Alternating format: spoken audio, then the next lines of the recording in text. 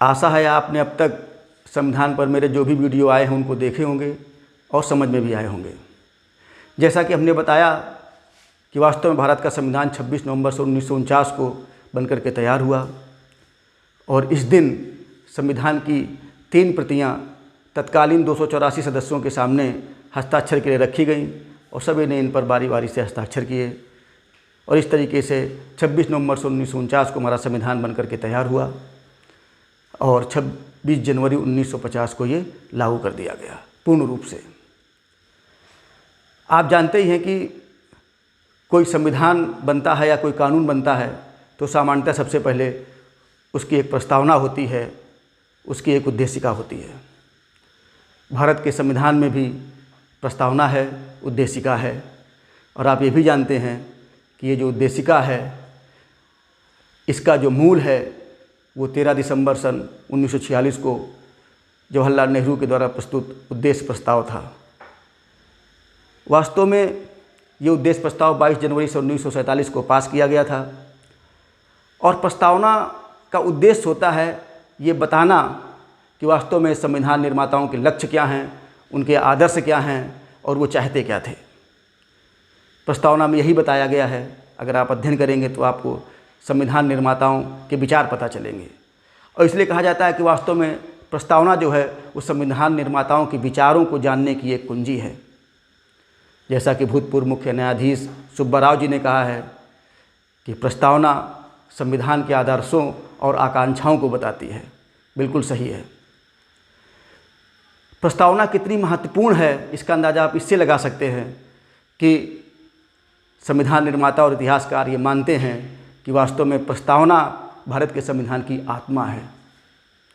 प्रस्तावना भारत के संविधान की आत्मा है। इसी तरीके से आल्हादी कृष्ण स्वामी अय्यर ने कहा है कि प्रस्तावना हमारे विचारों और सपनों को व्यक्त करती है। कन्हैयालाल माणिकलाल मुंशी के मुंशी ने कहा था कि प्रस्तावना प्रभुता संपन्न लोकतांत्रिक गणराज्य की जन्म कुंडली है, जिसे हम संक्षेप में ये भी कह सकते हैं कि उन्होंने कहा था कि प्रस्तावना राजनीतिक जन्मपत्री है।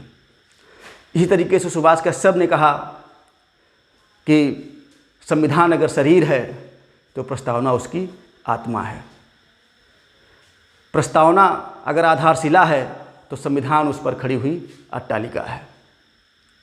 इस तरीके से हम देखेंगे कि प्रस्तावना बहुत ही महत्वपूर्ण है। प्रस्तावना में लिखा हुआ एक एक शब्द पवित्र है, लेकिन इसके बावजूद हम आपको बता दें कि प्रस्तावना न्याय योग्य नहीं है। अर्थात प्रस्तावना के किसी शब्द को अगर सरकार साकार नहीं कर पा रही है तो इसे आप किसी भी न्यायालय में चुनौती नहीं दे सकते। प्रस्तावना न्याय योग्य नहीं है। लेकिन यह भी सच है कि उच्चतम न्यायालय ने अपने तमाम निर्णयों में स्पष्ट किया है कि वास्तव में संविधान की जब हम व्याख्या करते हैं या जब पढ़ते हैं तो बहुत सारे शब्द एकदम स्पष्ट हैं और संविधान में लिखे हुए शब्दों का अर्थ जहाँ बिल्कुल स्पष्ट है वहाँ हमें प्रस्तावना के आधार पर किसी भी दूसरे अर्थ को ग्रहण नहीं करना है। लेकिन जहाँ कोई शब्द अस्पष्ट है, जहाँ कोई किसी शब्द का अर्थ अस्पष्ट है तो हम प्रस्तावना का सहारा लेकर के या प्रस्तावना के सहारे हम उसकी व्याख्या कर सकते हैं। इस तरीके से हम ये कह सकते हैं कि प्रस्तावना हमारे संविधान की व्याख्या में सहायक है। कई बार ऐसा हुआ है कि संविधान में लिखे शब्दों का वास्तविक अर्थ क्या है इसकी व्याख्या संविधान की प्रस्तावना में लिखे शब्दों के आधार पर की गई है।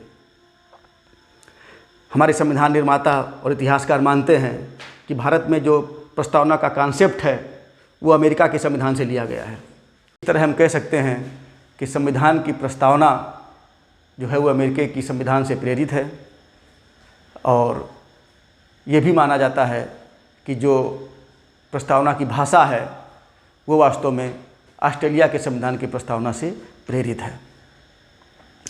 प्रस्तावना के संबंध में एक और महत्वपूर्ण तथ्य है कि वास्तव में इस बात पर विवाद रहा कि वास्तव में ये प्रस्तावना संविधान का अंग है या नहीं है। स्वयं उच्चतम न्यायालय ने भी इस पर विरोधाभासी निर्णय दिए। बॉम्बई बनाम बनाम भारत संघ इंडियन यूनियन वाद में माननीय उच्चतम न्यायालय ने कहा कि प्रस्तावना संविधान का अंग है, लेकिन बेरूबारी वाद में सुप्रीम कोर्ट ने कहा कि प्रस्तावना संविधान का अंग नहीं है। पुणे 1973 में सुप्रसिद्ध केशवानंद भारती बनाम केरल राज्यवाद में अंततः सुप्रीम कोर्ट ने कहा कि प्रस्तावना संविधान का अभिन्न अंग है और आज यही मत स्थापित है। ये केशवानंद भारती बनाम केरल राज्यवाद आपका पूरे संविधान के दौरान पीछा नहीं छोड़ेगा। इसको आप खूब याद कर लीजिए, हर जगह इसका जिक्र आएगा और ये वाद महत्वपूर्ण भी है। ये वाद कितना महत्वपूर्ण था इसका अंदाज़ा आप इससे लगा सकते हैं कि सुप्रीम कोर्ट के द्वारा अब तक जो भी पूर्ण पीठ गठित की गई हैं, ये सबसे बड़ी पूर्ण पीठ थी अब तक की। 13 सदस्यीय पूर्ण पीठ थी, अब तक की सबसे बड़ी पूर्ण पीठ थी। अब प्रश्न उठता है कि वास्तव में हमारे संविधान की प्रस्तावना है क्या। तो अगर हम आपको पढ़ेंगे तो आप देखेंगे कि ये जो प्रस्तावना है इसका एक एक शब्द बहुत महत्वपूर्ण है और ये प्रस्तावना आपको याद होनी चाहिए। और ये प्रस्तावना है, हम भारत के लोग भारत को एक संपूर्ण प्रभुत्व संपन्न समाजवादी पंथ निरपेक्ष लोकतंत्रात्मक गणराज्य बनाने के लिए तथा उसके समस्त नागरिकों को सामाजिक आर्थिक राजनीतिक न्याय, विचार अभिव्यक्ति विश्वास धर्म और उपासना की स्वतंत्रता, अवसर तथा प्रतिष्ठा की समता प्राप्त कराने के लिए तथा उन सब में व्यक्ति की गरिमा तथा राष्ट्र की एकता और अखंडता सुनिश्चित करने वाली बंधुता बढ़ाने के लिए दृढ़ संकल्प होकर अपनी संविधान सभा में आज दिनांक 26 नवंबर 1949 ईस्वी, फिर ब्रैकेट में आता है मिति मार्गशीर्ष शुक्ल पक्ष सप्तमी संवत 2006 विक्रमी को एतद् द्वारा इस संविधान को अंगीकृत अधिनियमित और आत्मार्पित करते हैं। भारत के नागरिक को ये प्रस्तावना याद होनी चाहिए। हम भले ही कंपटीशन दें या ना दें या कंपटीशन देने के बाद कुछ भी हो जाए, लेकिन भारत के नागरिक को भारत के संविधान की प्रस्तावना याद रखनी चाहिए। अब हम प्रस्तावना के लिखे हुए एक एक पवित्र शब्द की व्याख्या करेंगे जो बहुत ही महत्वपूर्ण है, परीक्षा की दृष्टि से भी और भारत के नागरिक होने की दृष्टि से भी। सबसे पहले आते हैं हम सबसे महत्वपूर्ण शब्द पर, हम भारत के लोग। संविधान की शुरुआती हुई है हम भारत के लोग। भारत का संविधान विश्व का सबसे बड़ा संविधान है और भारत की प्रस्तावना विश्व की सबसे अच्छी और महत्वपूर्ण प्रस्तावना मानी जाती है। इसकी शुरुआती होती है हम भारत के लोग, we the people of India. और हम भारत के लोग के बाद बहुत सारी बातें कही गई हैं और अंत में आता है कि एतद् द्वारा इस संविधान को अंगीकृत अधिनियमित और आत्मार्पित करते हैं। बहुत सोच समझ करके कहा गया है हम भारत के लोग।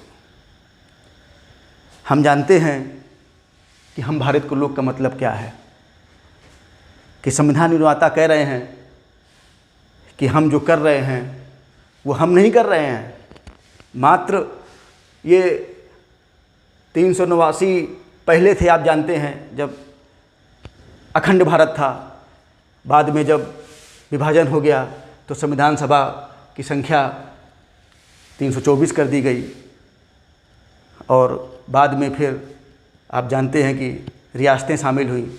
हैदराबाद एकमात्र ऐसी रियासत थी जो शामिल नहीं हुई थी। और इस तरीके से ये जानते हैं, हम जानते हैं कि संविधान निर्माण में भले ही कुछ सदस्यों की भूमिका रही हो, लेकिन वास्तव में सारी चीज़ें किसकी तरफ से कही गई हैं, हम भारत के लोगों की तरफ से कही गई हैं। इसके कई महत्वपूर्ण अर्थ निकलते हैं। जब हम कहते हैं हम भारत के लोग, तो संविधान निर्माता ये कहते हैं कि वास्तव में भारत में अंतिम रूप से जो प्रभुसत्ता है, जो सर्वोच्च शक्ति है, जो सॉवरेनिटी है, वो भारत की जनता में निहित है। किसमें निहित है? जनता में।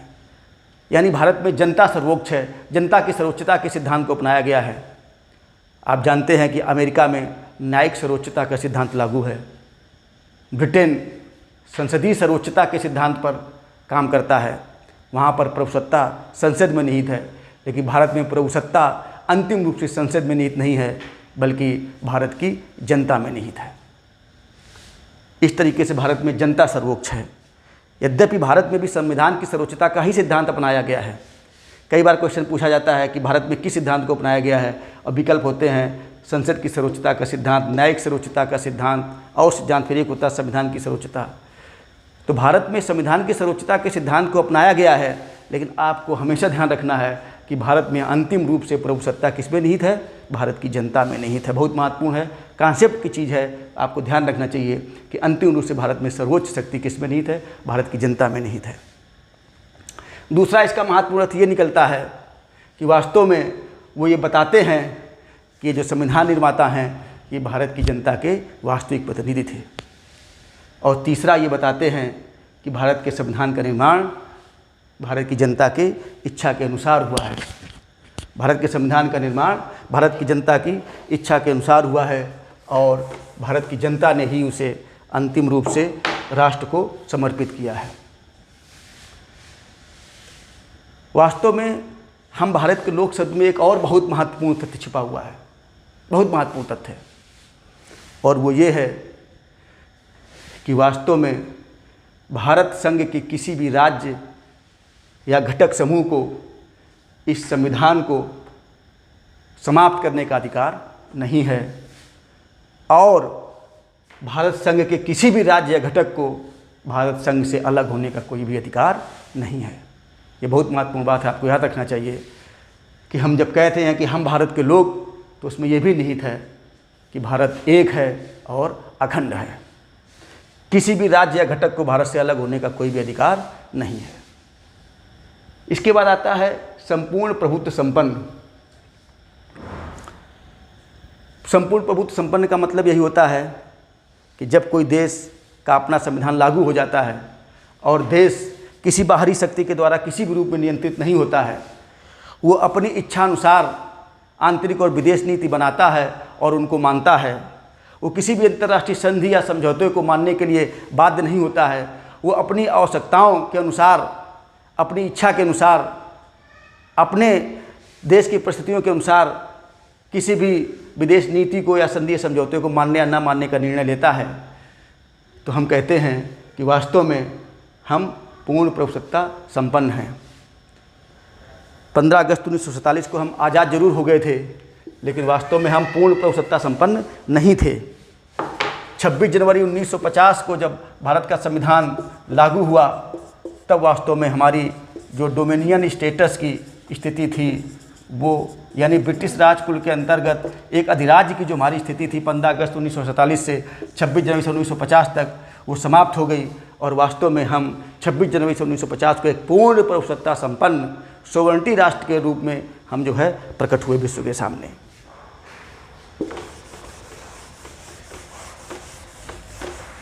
इसके बाद आता है समाजवादी। समाजवादी शब्द मूल संविधान की प्रस्तावना में नहीं था। वास्तव में जब संविधान बन रहा था तो कई संविधान सभा के सदस्यों ने ये कहा था कि वास्तव में हम इसको समाजवादी शब्द को हम प्रयोग करें, लेकिन ज़्यादातर का मत यही था कि हमें किसी भी एक दर्शन से अपने आप को नहीं जोड़ना चाहिए। लेकिन 1976 में तत्कालीन शासक दल के द्वारा ये निश्चय किया गया कि जो हमारी राज्य व्यवस्था है उसको एक दिशा दी जानी चाहिए, और इसीलिए उन्होंने जो है वो 3 शब्द जोड़े थे। उन्हीं में से एक शब्द था समाजवादी। समाजवादी शब्द जोड़ा था, पंथ निरपेक्ष शब्द जोड़ा था, और अखंडता शब्द जोड़े थे। बहुत महत्वपूर्ण है, बहुत बार पूछा गया है। ये 3 शब्द आपको बिल्कुल रट लेने हैं, समझ भी लेने हैं और खून में घुसा लेने हैं कि 42वें संविधान संशोधन द्वारा 1976 में ये 3 शब्द जोड़े गए। बहुत क्वेश्चन पूछे जाते हैं इनसे, और अगर आपको इतना याद रहेगा कि 42वें संविधान संशोधन के द्वारा 1976 में तीनों शब्द जोड़े गए, तो कोई भी क्वेश्चन आएगा आप विकल्प से कर लेंगे। तो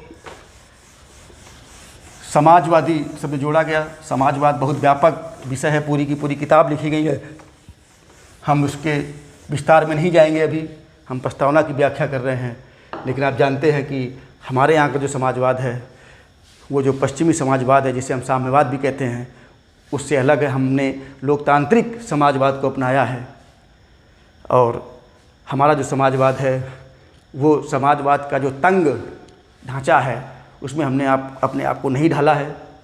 हमने एक ऐसी समाजवादी व्यवस्था का निर्माण करने की कोशिश की है जिससे जो भारत के सबसे निचले पायदान पर खड़ा व्यक्ति है, यानी अंत्योदय का सिद्धांत हमने अपनाया है कि निचले पायदान पर खड़े व्यक्ति को भी राष्ट्र की मुख्य धारा से जोड़ा जा सके। इसके बाद आता है पंथ निरपेक्ष। ये भी 42वें संविधान संशोधन के द्वारा जोड़ा गया। पंथ निरपेक्ष का आशय यही है कि भारत एक पंथ निरपेक्ष राष्ट्र है। इसका मतलब ये है कि भारत संघ का, भारत का, राज्य का, सरकार का कोई धर्म नहीं है। इसका ये मतलब कतई नहीं है कि भारत में निवास करने वाली भारत की जनता या भारत के नागरिकों का कोई धर्म नहीं है। भारत का प्रत्येक नागरिक अपनी इच्छा के अनुसार, अपनी विचार के अनुसार किसी भी धर्म को अबाध रूप से मानने और आचरण करने के लिए स्वतंत्र है। लेकिन भारत सरकार का जहाँ तक प्रश्न है, वो ना तो किसी धर्म के विकास में कोई योगदान देगी और ना किसी धर्म के विकास में किसी प्रकार का रोड़ा अटकाएगी। हम पंथ निरपेक्ष राष्ट्र हैं। सभी धर्मों को समान भाव से देखना हमारी सरकार का दायित्व है, कर्तव्य है, और वास्तव में ऐसा किया भी जाता है। लोकतंत्रात्मक राज्य आप जानते हैं, लोकतंत्र वो तंत्र होता है शासन का जिसमें जनता सर्वोच्च होती है, जनता की इच्छा सबसे बड़ी होती है, जनता की इच्छा के अनुसार शासन किया जाता है। जनता, लिंकन महोदय ने कहा भी है कि government of the people, by the people, for the people, यही लोकतंत्र है, यानी जनता का, जनता के लिए, जनता के द्वारा शासन। लेकिन वास्तव में लोकतंत्र में जनता अपने प्रतिनिधियों के माध्यम से शासन करती है, और हमने इस व्यवस्था को अपनाया है।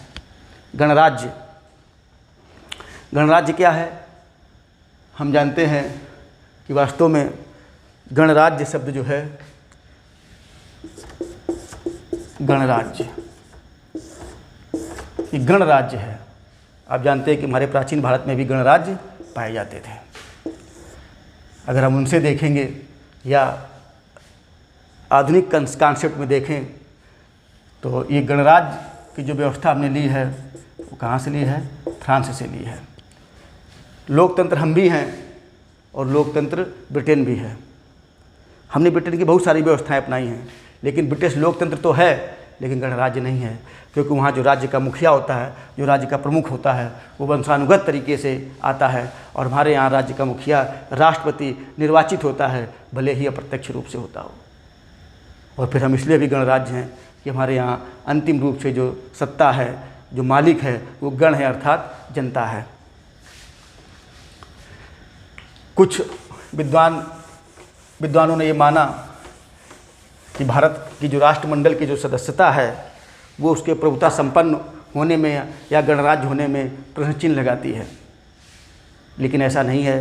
ब्रिटिश राष्ट्रमंडल का सदस्य होने के बावजूद भी भारत एक पूर्ण प्रभुसत्ता संपन्न गणराज्य है, क्योंकि राष्ट्रमंडल एक ढीला ढाला संगठन है और कोई भी व्यक्ति राष्ट्रमंडल का सदस्य होने के लिए मजबूर नहीं है।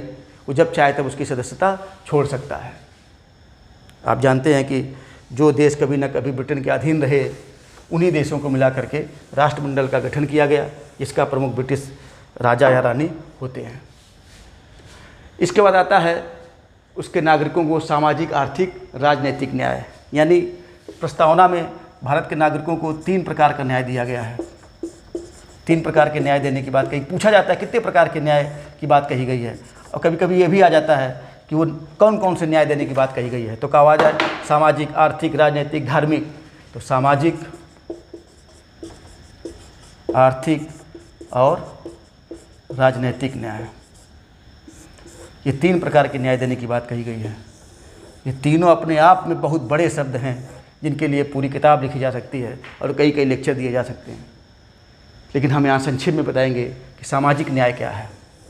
संक्षेप में सामाजिक न्याय का अर्थ है स्वतंत्रता के साथ साथ समानता या समता स्थापित करना। समता के बिना स्वतंत्रता का कोई अर्थ नहीं है। समता के बिना स्वतंत्रता का कोई अर्थ नहीं है।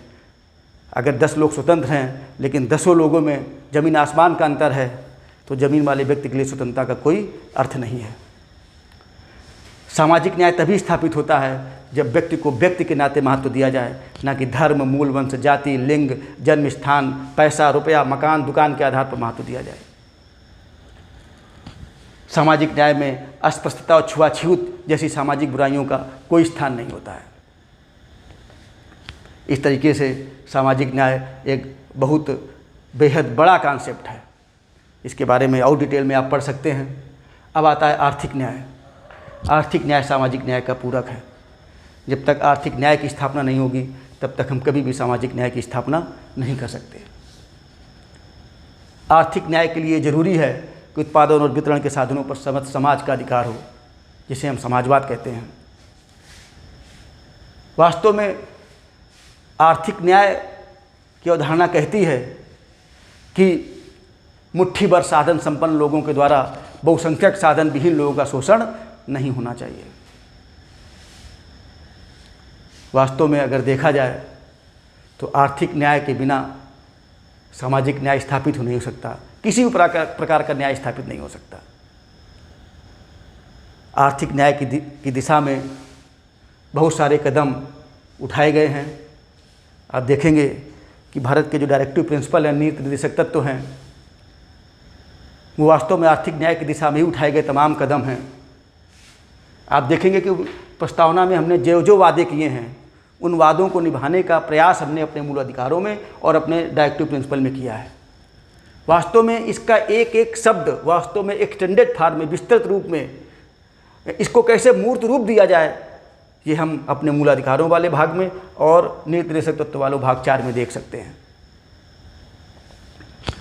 हम ये भी जानते हैं कि भारत की मूक और असहाय जनता जो आर्थिक न्याय की तलाश में भटक रही है, बहुत दिनों तक इंतजार नहीं कर सकती।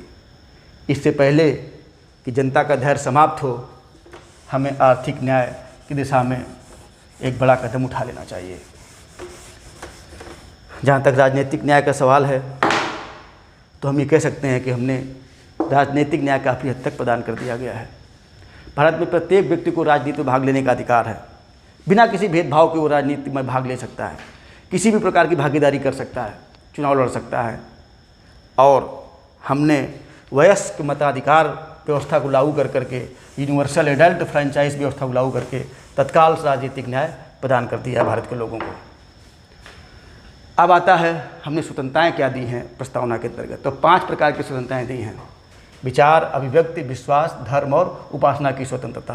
5 स्वतंत्रताएं दी हैं हमने। यही पूछा जाता है कि प्रस्तावना में कितनी स्वतंत्रताएं प्रदान की गई हैं, और आप देखेंगे कि इन स्वतंत्रताओं के लिए फिर विस्तृत व्याख्या कहाँ की गई है? मूलाधिकारों में की गई है। कहाँ की गई है? मूलाधिकारों वाले भाग में फिर हमने विस्तृत रूप से इन स्वतंत्रताओं को प्रदान किया है, इनकी व्याख्या की है। 2 प्रकार की समता की बात कही गई है। किसकी? अवसर की और प्रतिष्ठा की।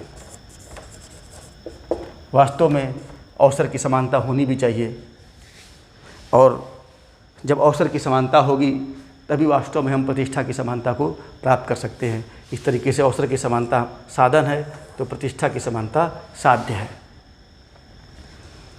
लेकिन अभी भी हम देखेंगे कि हमने कोशिश तो की है, लेकिन जितनी कोशिश की गई है उससे ज़्यादा किया जाना शेष है। तभी हम ये अवसर की समानता प्रदान कर सकते हैं, आर्थिक न्याय प्रदान कर सकते हैं। व्यक्ति की गरिमा तथा राष्ट्र की एकता और अखंडता सुनिश्चित करने वाली बंधुता। व्यक्ति की गरिमा तो आवश्यक है ही। अगर व्यक्ति की गरिमा का हम ध्यान नहीं रखेंगे तो वास्तव में फिर हमारे सारे प्रयास व्यर्थ हैं। जहाँ तक बंधुता का सवाल है तो हमारा तो प्राचीन दर्शन ही वसुधैव कुटुम्बकम पर आधारित रहा है। फिर भी चूँकि संविधान में लिखे हुए एक शब्द का महत्व होता है, और तमाम विशेषज्ञ मानते हैं कि बंधुता शब्द को हमारे संविधान में अगर लिया गया है तो उसकी प्रेरणा कहीं ना कहीं संयुक्त राष्ट्र महासभा के द्वारा 10 दिसंबर 1948 को जो universal declaration of human rights की गई, मानवाधिकारों की सार्वभौमिक घोषणा की गई। कब की गई? 10 दिसंबर 1948 को कहीं ना कहीं ये घोषणा ही इस शब्द के यहाँ होने के लिए प्रेरणा स्रोत है। वास्तव में फ्रांस की क्रांति आपने पढ़ी होगी तो आपने देखा होगा 1789 में जो फ्रांस की क्रांति हुई थी उसका भी नारा था स्वतंत्रता, समानता एवं बंधुत्व। तो ये बंधुत्व या भ्रातृत्व कोई नई बात नहीं है, हमने सिर्फ इसको यहाँ पर रख करके उसको एक विशिष्ट स्थान और महत्व प्रदान किया है। इसके बाद हम देखेंगे कि 26 नवंबर 1949 ये सब पूछा जाता है। मिति मार्गशीर्ष शुक्ल सप्तमी संवत 2006 विक्रमी, ये तक पूछा जा सकता है कौन सी विक्रमी थी, कब था। ये सब भी महत्वपूर्ण सवाल हैं। एतद् द्वारा इस संविधान को अंगीकृत, अधिनियमित और आत्मार्पित करते हैं। ये तीनों शब्द बहुत महत्वपूर्ण हैं, अंगीकृत, अधिनियमित और आत्मार्पित करते हैं। और इस तरीके से हम देखेंगे कि जो हमारे संविधान की प्रस्तावना के माध्यम से संविधान निर्माताओं ने भारत की जनता की ओर से, भारत की जनता के प्रतिनिधि की संस्था की तरह भारत की जनता की ओर से इस संविधान को अंगीकृत किया, अधिनियमित किया और आत्मार्पित किया। इस तरीके से ये जो प्रस्तावना है जिसे संविधान की आत्मा कहा जाता है। एक चीज़ और बता दूं, कई बार ऐसा क्वेश्चन पूछा गया कि निम्नलिखित में से किसे संविधान की आत्मा कहा जाता है। यद्यपि हम मूलाधिकारों वाले भाग में बताएंगे, वास्तव में जब आप देखेंगे कि मूलाधिकार पहले 7 थे और अब 6 हो गए हैं, जिनमें जो वास्तव में देखेंगे आप तो 6 मूलाधिकार हैं, लेकिन जो छठा मूलाधिकार है वो जो 5 मूलाधिकार हैं उनकी गारंटी के रूप में है। एक तरीके से जो छठा मूलाधिकार है संवैधानिक उपचारों का अधिकार, जो संवैधानिक उपचारों का अधिकार है, उसे डॉक्टर अंबेडकर ने संविधान की आत्मा कहा था। लेकिन अगर ये पूछा जाए कि संविधान की आत्मा डॉक्टर अंबेडकर ने किसको संविधान की आत्मा कहा था, तब तो आप वो उत्तर लगाएंगे। लेकिन अगर सीधा सवाल है कि संविधान की आत्मा किसे कहते हैं, तो संविधान की आत्मा है संविधान की प्रस्तावना। आज का यहीं समाप्त करते हैं। बाकी आपको पता ही है कि डिस्क्रिप्शन बॉक्स में जा कर के आप चाहें तो वहाँ से अगले और पिछले वीडियो का लिंक प्राप्त कर सकते हैं और हम कोशिश करेंगे कि नोट्स भी वहीं पर उपलब्ध करा दें।